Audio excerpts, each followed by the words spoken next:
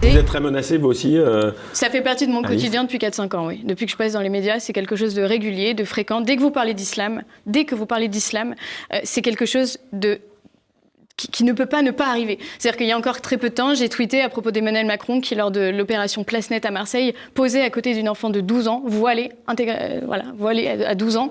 On sait que le symbole du voile, c'est quand même pour cacher, soi-disant, une attirance des hommes sur les femmes. Donc sur une petite fille, ça questionne quand même. J'en ai parlé, moi, c'est une lutte contre la pédophilie, à ce niveau-là. On a quand même le droit en France de trouver ça scandaleux qu'une enfant de 12 ans soit voilée. Et je me suis fait, mais totalement... on a voulu chercher l'adresse de mes parents, mon vrai nom de famille, il y a eu du doxing, c'est-à-dire qu'on essaie de trouver des informations privées me concernant, et on sait qu'aujourd'hui, mettre une cible sur la question de l'islam sur des personnes, ça peut potentiellement finir comme des Samuel Paty, donc c'est pas anodin. Je pense qu'on est face à une génération de, notamment, je pense vraiment que c'est notre génération qui va être la plus difficile, avec qui ça va être le plus difficile de vivre ensemble, parce que c'est une génération qui a été bâtie dans la haine de la France. Très souvent, on avait entendu ce gilet jaune dire la guerre d'Algérie n'est pas terminée, et je pense qu'il y a quelque chose de vrai là-dedans. Je pense qu'il y a vraiment des générations qui aujourd'hui s'affrontent et qui ne sont pas du tout qui n'ont pas la même vision de l'histoire, en fait, si vous voulez. Moi, mon grand-père a fait la guerre d'Algérie. Je me suis retrouvée dans des classes avec des jeunes filles d'origine algérienne, mais de nationalité française, qui n'avaient pas mis un pied en Algérie, mais qui m'expliquaient que leur grand-père s'était battu contre le mien, et qu'à ce titre, le mot harki, par exemple, pour elle, signifiait une insulte. Pour moi, le mot harki signifie courage et solidarité, et en aucun cas, ce n'est en aucun cas une insulte, si vous voulez. Donc, en fait, à partir de là, on a quand même des termes aussi qui sont qui s'opposent totalement, et là, ça va bien au-delà de la question de l'islam, c'est civilisationnel. C'est une question d'histoire. C'est que même au sein de notre histoire, on a une histoire récente aussi avec un certain nombre de gens qui habitent dans notre pays et qui se sentent d'une autre origine, même s'ils n'y ont jamais mis les pieds, je le répète.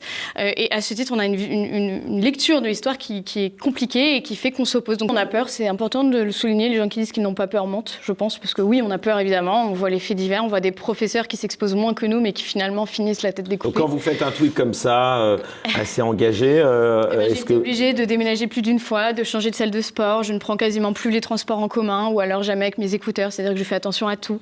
Pourquoi pas avec vos écouteurs pour justement être en alerte et vérifier les profils. Après, nous, je vais vous dire quelque chose, c'est que nous les femmes, on a l'habitude aussi de ça, du fait du harcèlement sexuel et de l'agression facile qui arrive maintenant dans l'espace public de plus en plus. Donc on a l'habitude en fait de faire ce qu'on avait appelé un peu on appelle ça du délit de faciès. Moi j'irais plus du délit d'attitude.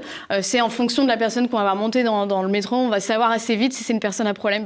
Quand on est une personnalité publique, c'est un petit peu la même chose aussi, notamment sur ces questions-là. On voit très bien les regards, on voit très bien l'attitude, on voit très bien ce qu'est une racaille. Et à ce titre, on va l'éviter. Voilà. Donc non, c'est une réorganisation totale. Moi, c'est plus pour ma famille que je suis un petit peu effrayée, je dirais, parce qu'elle n'a pas choisi mon engagement.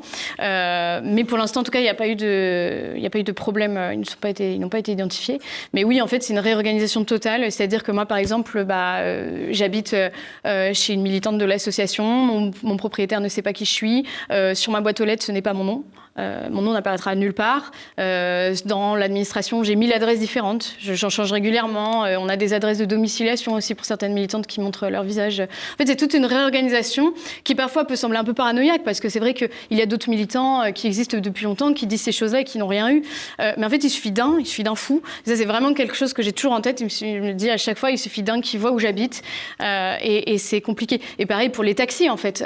Moi, je prends quasiment plus les transports, mais du coup, je prends les taxis. Et le taxi n'est pas à mon nom, je ne le prends jamais devant chez moi. Voilà, on utilise toute une petite stratégie mise en place qui peut paraître en effet démesurée par rapport à certaines personnes qui s'exposent plus, mais comme je vous dis, il suffit d'une personne complètement folle qui nous reconnaît. Et donc à ce titre, il vaut mieux être trop prudent, mais vivre un petit peu caché. Ouais. Le gouvernement d'Emmanuel Macron, par exemple, ne dit pas la réalité sur l'agression des femmes dans les transports en commun, sur la montée de l'insécurité. On avait eu Marlène Schiappa qui était soi-disant la madame féminisme du gouvernement. Elle n'explique pas ce que fait le travail de Némésis ou de Pauline sur la réalité. Mais elle faisait des photos dans Playboy. Mais oui, mais voilà, on ne peut pas tout faire. Mais c'est sûr, mais c'est vrai que c'est vachement plus important. Je me dis, mais dans 40 ans, en fait, dans quel pays on va vivre? On est tous ici attachés à notre mode de vie, à notre pays, la France, à notre civilisation, l'Occident. Si dans 40 ans, dans 50 ans, on est jeune, on a tous la vingtaine, si dans 50 ans l'Occident n'existe plus, si les enclaves étrangères ont pris le pas finalement, avec des espèces de républiques sécessionnistes, islamistes qui poussent comme des champignons en Europe, on va vivre où ? On va où ? Parce qu'on n'a pas envie de vivre dans une société qui est islamisée et qui ne correspond pas du tout à notre mode de vie. Donc on va aller où dans ces cas-là ? Et c'est pour ça que le combat est absolument fondamental, parce que c'est maintenant ou jamais. À mon avis, dans 20, 30 ans, 40 ans, la démographie aura fait l'histoire et nous aura finalement effacés. Donc si on ne mène pas le combat maintenant, on n'aura finalement pas d'avenir. Il y a eu tous ces maires LR, très souvent, qui, le jour de l'Aïd, là, il n'y avait plus de légalité. C'est-à-dire qu'il y a certains parkings qui ont été occupés pas de la bonne façon par les gens qui fêtaient l'Aïd. Les policiers, on leur a mis des amendes comme ils auraient fait pour n'importe qui. Le maire LR de je ne sais plus quelle ville a soulevé l'amende parce que, justement, c'était le jour de l'Aïd, donc on a fait des concessions.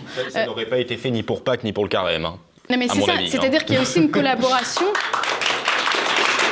Le droit d'asile ne pourrait être octroyé que si la personne a fait sa demande dans une ambassade française à l'étranger, dans son pays et dans certains pays. C'est-à-dire que je pense qu'aujourd'hui, accueillir des demandeurs d'asile venant du Pakistan, de l'Afghanistan, des pays qui sont aujourd'hui des universités à djihadistes, c'est profondément dangereux, parce qu'on va avoir des gens, et on a vu avec des cas, notamment en Afrique subsaharienne, des gens qui se faisaient passer pour persécutés, des gens qui se faisaient passer pour des homosexuels, qui ne l'étaient absolument pas, simplement pour avoir le droit d'asile, et après pour venir en France. Donc aujourd'hui, le droit d'asile n'a plus de sens, il est dévoyé, et il est utilisé comme une filière d'immigration. Donc il faut complètement le revoir.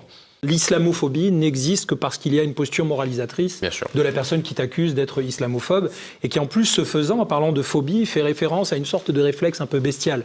Donc nous sommes nous-mêmes animalisés et dépourvus quelque part d'humanité quand nous serions islamophobes. C'est-à-dire qu'on ne nous accorde pas le droit d'être islamocritique. Ce serait peut-être un peu plus respectueux de notre point de vue. Je ne crois pas vous avoir entendu, les amis là, les fact-checkers sur Geox, sur Bordeaux. On n'a pas eu beaucoup de... Surtout ils filtrent. Ils filtrent. C'est quand même incroyable. Ah non, il ne faut surtout pas en parler au nom de la sacro-sainte convergence des luttes. Donc on n'en parle pas. Alors généralement, les fact-checkers, on bombe le torse pour masquer les problèmes d'atrophie testiculaire. Ouais, voilà, ça doit être ça. D'abord, on réapprend, permets-moi d'insister là-dessus, à dialectiser. Je tiens beaucoup à ce terme. Un philosophe allemand du nom de Fichte nous avait intellectualisé autant justement, il n'y a pas que le coup de gueule. C'est ça justement qui est fondamental. C'est que là où nous sommes de plus en plus empêchés, c'est de réfléchir. Et je tiens beaucoup à ce terme de dialectique. J'allais dire qu'un grand philosophe du nom de Fichte disait c'est le modèle suprême de la pensée qui caractérise les Lumières, c'est-à-dire que la thèse affronte l'antithèse et que ce que nous tentons de faire, c'est la synthèse. Et dans les médias, à force de sensationnaliser justement les coups de gueule, les petits coups de gueule d'influenceurs, les petits coups de gueule d'influenceurs ne servent plus à rien. Oui, mais il faut être cash à un moment donné. Ça va de mettre comme ça des couches pour éviter de faire la polémique. Quand on veut quelque chose et qu'on a des violeurs par exemple qui sont étrangers, on dit dehors, c'est tout, dehors, cet homme n'a rien à faire ici. Oui, mais le problème c'est que simplement si on accepte de tomber nous-mêmes dans la caricature de ce que nous ne sommes pas, c'est-à-dire juste des petits gueulards frustrés, c'est exactement la case dans laquelle on veut nous mettre. Et qu'on oublie justement que ce qui amène le coup de gueule, c'est ce qui l'a précédé, c'est-à-dire c'est le raisonnement, c'est le fait que petit à petit les gens aient commencé par s'interroger les uns les autres, et à force d'avoir cette communication multidirectionnelle que tu soulignes, c'est-à-dire je t'écoute, au bout d'un moment, j'ai la tête comme ça de tous ces sujets que nous sommes obligés de refouler. Je vous signale que le propre d'une ingénierie sociale, ça consiste à instaurer suffisamment de chaos pour pouvoir justifier derrière des mesures sécuritaires. Ordo ad chaos. À qui dois-je rappeler cette expression latine? Vous la connaissez tous. C'est la base. La base de leur raisonnement consiste à nous exténuer psychologiquement pour qu'en fait, justement, nous soyons amenés à pousser des petits coups de gueule qui nous épuisent pour que nous ne parlions jamais des sujets les plus importants. Voilà le sujet. Voilà, ça y est, il est lancé. Le moindre débat qui a lieu, je suppose que parmi les gens qui sont dans le public, vous avez des débats entre vous, en famille, etc.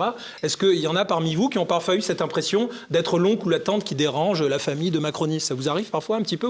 Vous avez vu comme c'est très difficile? Pourquoi? Parce que au bout d'un moment, vous en arrivez à vous taire parce que vous avez incorporé les codes rituels de la discussion, justement, alors pardon pour les grands mots, mais de la discussion dialectique. C'est quand même la base de notre aspiration démocratique, c'est d'être capable de nous affronter avec un minimum d'entendement. C'est lunaire, c'est-à-dire que c'est à double peine. Vous faites agresser, quand vous le dénoncez, vous finissez en garde à vue.